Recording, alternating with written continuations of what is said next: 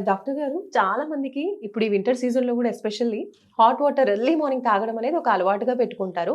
ఇంకొంతమంది హనీ కావచ్చు, లెమన్ కావచ్చు యాడ్ చేసుకొని ఎర్లీ మార్నింగే ఫస్ట్ తీసుకుంటూ ఉంటారు. సో, దీనివల్ల ఎలాంటి యూజెస్ ఉంటాయి? మెయిన్‌లీ వెయిట్ లాస్‌కి ఈ ప్రాసెస్ ఎంతవరకు ఉపయోగపడుతుందంటారు? అయితే నిమ్మకాయలో విటమిన్ సి బాగా ఎక్కువ ఉంటుంది. యెస్. విటమిన్ సి ఏమో హ్మ్. Immunity boost. పెంచుతుందన్నమాట. ఇప్పుడు ఇది దేంట్లో ఎక్కువ ఉంటుంది?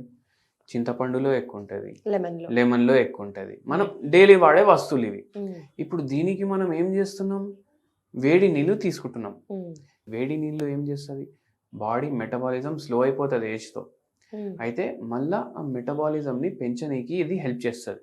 ఓహ్! అది కడుపులో పోయి మెటబాలిజంని పెంచి మన బాడీలో ఉన్న టాక్సిన్స్ని బయటికి పంపించడానికి కూడా హెల్ప్ చేస్తుంది. ఓకే. మీకు ఇప్పుడు టేస్ట్ నచ్చలేదు అంటే షుగర్ యాడ్ చేసుకుంటా అంటే నడవదు అట్లా కూడా పని. హ్మ్.